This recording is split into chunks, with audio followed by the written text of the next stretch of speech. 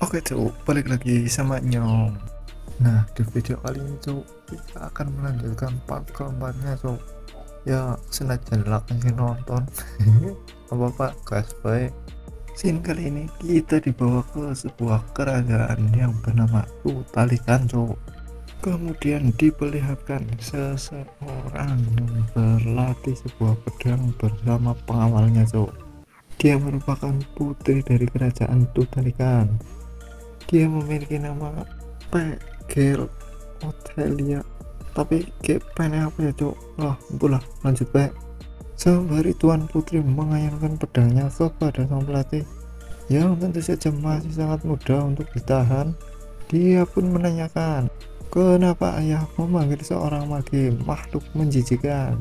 Tentu saja pria berambut kuning itu yang merupakan kapten Knight bernama Mino mencoba untuk menjelaskan pada sang tuan putri. Tentu saja mage itu membawa sebuah pesan dari dewa. Sudah sepantasnya mereka memberikan berkat pada masa depanmu, karena kamu akan menjadi seorang kaisar, ucap dari Mino sembari dia menghindari tebasan-tebasan dari tuan putri dengan sangat mudah. Mendengar perkataan atau penjelasan dari Mino, Tuan Fitri itu langsung memasang wajah kesal.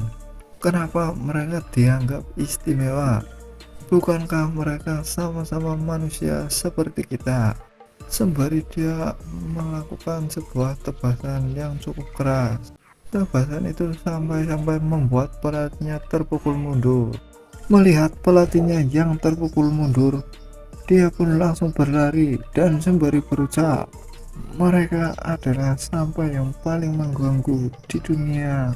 Namun yang terjadi selanjutnya, Tuan Putri malah berhasil dikalahkan oleh Mino. Sembari Mino mengatakan, sudah berapa kali aku bilang jangan berkata kasar seperti itu lagi. Kamu itu masih saja tidak fokus pada ujung pedangmu. Dan ini adalah kemenanganku yang ke-4785. Tuan Putri yang tidak terima dengan kekalahannya pun meminta Mino untuk berlatih kembali. Namun Mino menolak. Sudah cukup untuk hari ini. Pesta ulang tahunmu akan segera dimulai. Kamu tak akan punya cukup waktu untuk mempersiapkan diri. Tuan Putri pun menjawab, tidak bisa. Kamu tidak bisa berhenti setelah kamu menang begitu saja. Tentu saja menanggapi sikap dari tuan putrinya itu, Mino pun bertanya-tanya mengapa sang tuan putri sangat tergila-gila dengan ilmu pedang. Tuan putri pun mencoba menjelaskan, bukan tergila-gila, ini masalahnya adalah sebuah kepercayaan. Hanya pedang di tanganku yang bisa aku percayai, bukan wahyu dewa yang tak bisa aku lihat, juga dengan sihir. Mendengar hal itu, Mino pun menganggap pemahaman dari Tuan Putri itu salah. Mino pun menggenggam pedang dari Tuan Putri. Kemudian dia mengatakan, pedangmu bukanlah sebatang logam di tanganmu ini, tapi pedang itu adalah aku. Begitu kamu menjadi seorang kaisar, aku sebagai kapten Knight yang akan menjadi benteng perlindunganmu. Tuan Putri pun hanya terdiam dengan penjelasan dari Mino. Kemudian dia pun mengatakan, begitu aku jadi seorang kaisar, ini akan jadi saat terakhirku bisa mengobrol santai denganmu, teman masa kecilku. Hal tersebut pun kemudian dibenarkan oleh Mino. Baguslah kalau kamu tahu itu, ucap dari Tuan Putri sembari dia meninggalkan Mino. Serta terlihat ekspresi wajah dari Tuan Putri cukup kesal atau sedih. Melihat Tuan Putri yang akan pergi pun, Mino kemudian mengatakan, kamu harusnya menunggu kado ulang tahunmu. Aku sudah siapkan sesuatu yang kamu pasti sukai. Karena itu mungkin akan menjadi hadiah terakhir dari teman masa kecilmu. Tuan Putri pun kemudian hanya menoleh dan berkata, aku tidak tertarik sama sekali. Kau bahkan tidak tahu apa yang aku sukai. Kemudian scene berpindah ke arah seseorang yang sedang bersantai dan meminum teh. Pria itu adalah sang kaisar dari kerajaan Tutalikan, dan pria itu bernama Gelgar. Kemudian terdengar salah satu pengawal yang mengabarkan bahwa penyihir Edward dari Mobiante sudah tiba. Mendengar bahwa penyihir yang datang adalah penyihir nomor satu dari Mobiante, sang kaisar pun cukup terkesan. Kemudian dia menanyakan, apa yang membuat penyihir nomor satu dari Mobiante datang kemari? Aku merasa sangat terhormat. Sembari berlutut, Edward pun berkata, Anda terlalu merendah. Tutalikan telah menjadi sekutu para magis selama banyak generasi. Sudah sepantasnya untuk menerima undangan dari Anda. Sembari sang kaisar bangkit dari tempat duduknya, dia pun meminta Edward untuk menghentikan formalitasnya. Kaisar pun kemudian mengajak Edward untuk mendatangi pesta dari anaknya. Edward pun mengiyakan perkataan dari sang kaisar sembari dia melirik ke arah sebuah mahkota. Entah apa yang direncanakan oleh Edward, namun dari ekspresi wajahnya ini sangat mencurigakan bro. Namun scene berpindah dulu ke arah Tuan Putri. Diperlihatkan Tuan Putri yang sedang menyiapkan diri untuk pesta ulang tahunnya. Tuan Putri pun menolak untuk memakai gaun pemberian dari Mino. Namun hal itu ditolak oleh pembantunya, dikarenakan bila Tuan Putri menolak memakai gaun itu, dia akan memilih gaun baru dan akan membuatnya terlambat sampai ke pesta. Terlebih lagi jika dia terlambat ke pesta, maka aku yang akan dihukum, ucap dari pembantunya. Tuan Putri pun kemudian mengiyakan perkataan dari pembantunya. Namun dalam hatinya dia berkata, jika aku harus memakai gaun itu, aku akan merasa sangat malu di hadapan Mino. Ini benar-benar sangat memalukan. Sembari dia menutup wajahnya yang memerah, scene pun berpindah ke arah sebuah pesta yang diadakan oleh kaisar. Pesta pun dimulai dengan alunan sebuah musik, serta diperlihatkan sudah begitu banyak para bangsawan dan artis yang mendatangi pesta ulang tahun dari sang Tuan Putri, serta memperlihatkan wajah dari seseorang yang tengah menggigit bunga. Wow, this is the real fuckboy in the world bro. Kaisar yang duduk di singgasananya sembari ditemani oleh Mino merasa sangat senang dengan suasana ini. Namun scene berpindah ke arah Edward dan pembawa pesan bernama Row. Edward pun kemudian mengatakan di sini cukup tenang untuk sebuah negara yang berperang selama berabad-abad. Row pun membenarkan perkataan dari Edward. Mereka menyebutnya perang, padahal tak lebih dari penindasan pada negara-negara kecil. Kamu tahu berapa banyak darah yang ditumpahkan agar menjadi negara mapan seperti ini? Tapi aku belum yakin ini hal yang benar untuk dilakukan, ucap dari Row. Entah apa maksud dari perkataan Row. Edward pun bertanya, apakah Row takut? Aku berpikir seorang Silbit tak memiliki rasa takut. Row pun menjawab, bagaimana aku tak takut? Tak ada entitas satupun yang tak takut dengan kebangkitan sang iblis. Serta terlihat Edward yang sedang duduk dan memegang sebuah mahkota.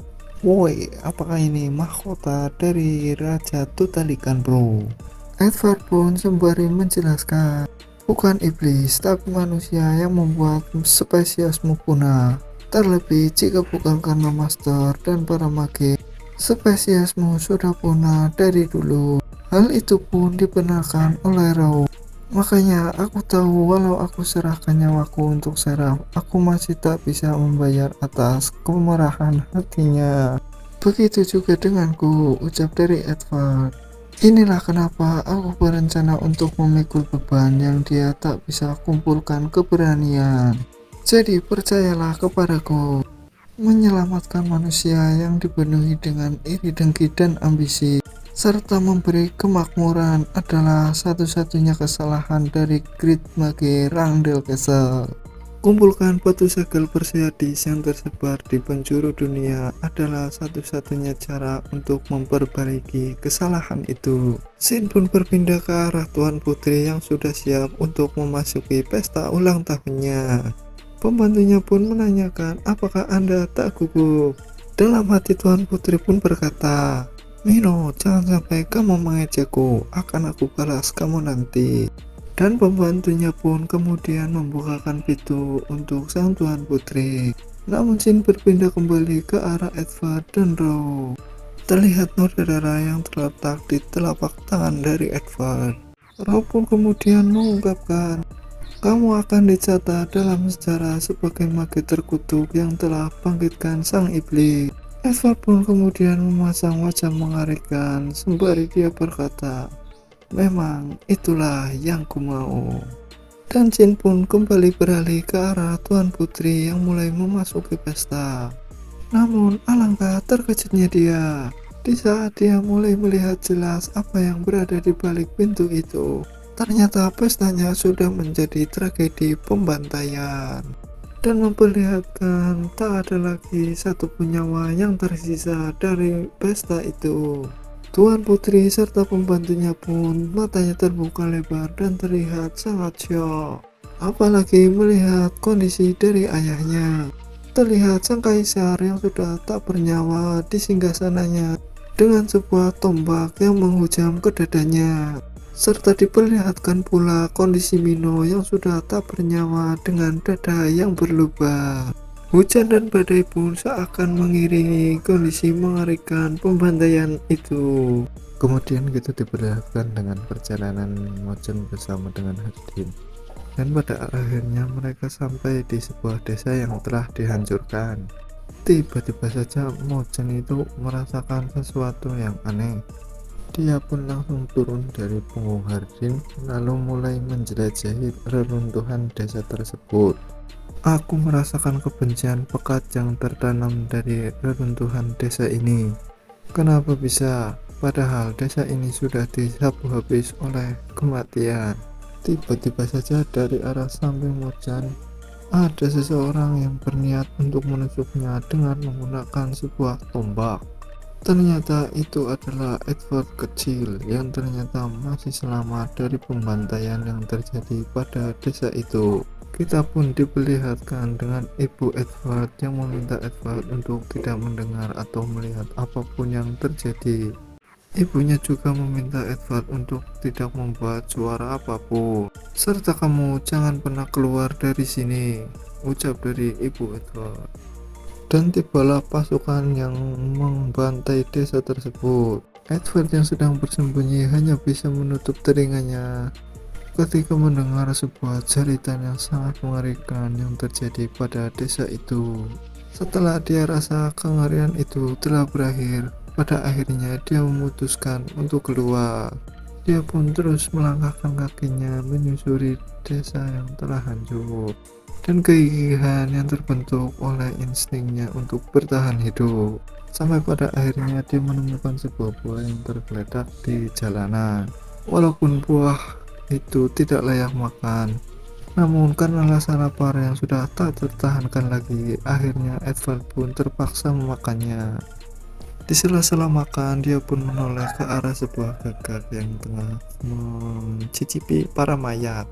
Kemudian terlihat kalung dari ibunya yang tergeletak di mayat tersebut. Kemungkinan besar mayat itu adalah mayat ibunya. Serta diperlihatkan pula puluhan para mayat yang tergeletak tanpa ada satupun yang selamat. Oleh karena itu, dengan sendirinya rasa benci yang tanpa akhir lahir dalam hatinya. Kemudian Shin yang memperlihatkan Mochen yang membiarkan anak itu menusuk tubuhnya. Melihat tuannya yang tak tertusuk dan terluka, tentu saja membuat Hardin sangat panik. Hardin pun langsung berubah menjadi mode bisnya dan hendak akan mencabik-cabik si itu Edward. Namun hal tersebut dihentikan oleh Mochen saat kemudian memintanya untuk segera mundur dan jangan menakiti anak itu lagi. Dia itu hanya sedang ketakutan dan dia sedang mengalami mimpi buruk, ucap dari Mochen. Mochen pun kemudian mulai mendekat serta meminta Edward kecil untuk tenang. Matamu dipenuhi oleh kepedihan dan amarah. Semua orang pasti akan menemui kematian. Ini adalah kehendak alam dan para dewa, jadi tak usah sedih tentang hal itu. Mochan pun kemudian memeluk Edward kecil untuk menenangkannya. Si bocah kecil itu pun hanya tertegun seketika dikarenakan mata Mochan mirip sekali dengan ibunya yang telah menyelamatkannya. Mochan kemudian meminta Edward untuk berjanji melupakan kenangan yang menakutkan serta menghapuskan emosi amarahnya. Jika dia mau, maka aku akan ajarkan kamu sihir, ucap dari Mochan yang meminta Edward untuk menjadi muridnya. Itulah bagaimana hubungan keduanya dimulai, yang hanya diawali dengan rasa simpati. Kemudian Jin berpindah ke arah Tuan Putri yang kondisinya sudah terikat dan tidak berdaya. Kemudian seseorang itu yang merupakan Edward, dia pun berkata, melihat rasa putus asa di wajahmu, jadi mengingatkanku, walau kamu sudah mencoba membuang dan menghapusnya, emosimu akan terus kembali. Karena segalanya yang kamu sayangi telah berubah menjadi abu. Pasti kamu mengalami kesedihan dan penderitaan yang sangat mendalam. Tuan Putri pun hanya bisa menangis mendengar semua hal yang dikatakan oleh Edward. Menangislah dan marahlah. Inilah kenapa sebab aku membiarkanmu tetap hidup. Tuan Putri pun menatap Edward dengan rasa yang penuh kebencian. Aku tak akan pernah ampuni kamu, bahkan setelah aku mati, ucap dari Tuan Putri dengan penuh rasa emosi.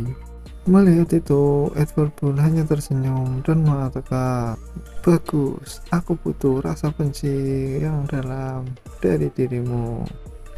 Dia pun memasangkan mahkota raja dari kerajaan Tutalika.